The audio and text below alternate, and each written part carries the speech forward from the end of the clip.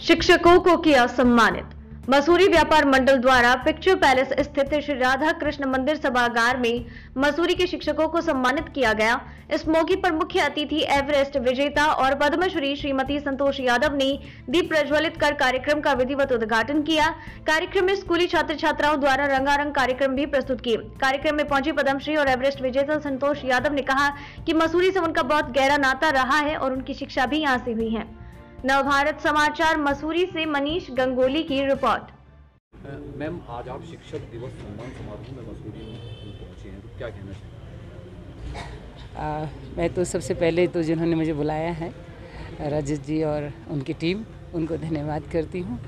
और मसूरी मेरे लिए तो खुद शिक्षा का क्षेत्र रहा है।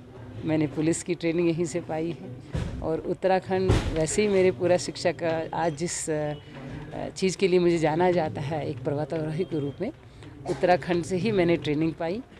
तो मैं क्या कहूँ, मैं खुद शिक्षित हुई यहाँ पर और आज जो भी हिमालय ने, महादेव ने जो भी मुझे विचार दिए, मैं वो साझा करने के लिए आई हूँ। मैम, माउंट एवरेस्ट आपने फतेह किया है, किस तरह से आप देखते हैं युवाओं को उसमें आगे आना चाहिए, किस तरह से? सिंसियर टूरिज़्म की आवश्यकता है। एक पर्यटक जो है वो बहुत ही संवेदनशील होना चाहिए।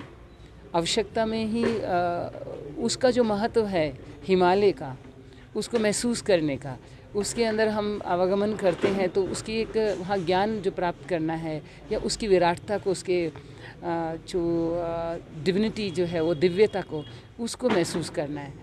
हम जब भी यात्रा करते हैं तो हम बहुत अनावश्यक चीज़ें अपने साथ ले जाते हैं और अनावश्यक चीज़ ग्रहण भी करते हैं, प्रयोग भी करते हैं। तो उनसे बचें तो हिमालय हमेशा हमें आशीर्वाद देंगे। मैं तो मुझे भारत सरकार ने खुद आग्रह किया हुआ है और मैंने मनाली में और उत्तराखंड में अभी मैंने गंगोत्री एरिया धराली, वहाँ पर मैंने इस की मुहिम उठाई हुई है कि मैं ज़रूर खासकर बच्चों को ही नहीं बल्कि शिक्षक लोग भी मेरे पास आ रहे हैं वहाँ पर और मंत्रालय के लोग भी आ रहे हैं और वहाँ पर हम लोग बहुत सारी ऐसी स्वास्थ्य की बातें करते हैं। और क्योंकि हमें एक सिंसियर टूरिज्म डेवलप करना है, मैं तो वहाँ पे जितने भी होटल्स हैं, गेस्ट हाउस है, उनसे भी आग्रह करती हूँ कि तुम अपनी चद्दर मत दो इन लोग को, अपने टावल्स मत दो, क्योंकि हर जो यात्री है अपनी 2 बेडशीट पतली सी लाए और एक अपना गमछा टावल जैसा होता है पतला सा, वो लेके आए। इससे क्या होगा कि 4 दिन रहता, 5 दिन रहता, 6 दिन, 1 सप्ताह, कोई दिक्कत नहीं है, वो ख़राब नहीं होता ठंड में। और वो ले जा कर के अपने शहर में, अपने जहाँ से आया, जिस भी जगह, हमारी हिमालय की जड़ी बूटियाँ और गंगा जी और ये सभी इस तरीके से उसकी सफाई होगी।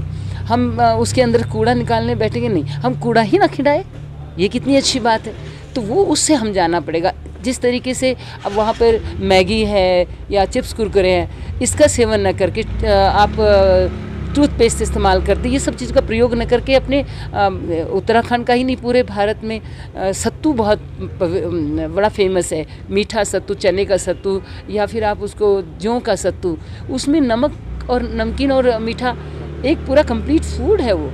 तो हमें बल्कि मैं तो छोटी यात्रा हो चाहे बड़ी यात्रा हो, मैं कम से कम चीज़ें ग्रहण करती हूँ। मैं जल भी नहीं लेती हूँ, भोजन भी नहीं लेती हूँ, कुछ अवॉइड करती हूँ ताकि उस यात्रा का मैं आनंद उठा सकूं। वहाँ पर जो भी कहते हैं ना, मैं हमेशा एक विद्यार्थी बनी रहती हूँ और विद्यार्थी को अल्पाहारी होना चाहिए।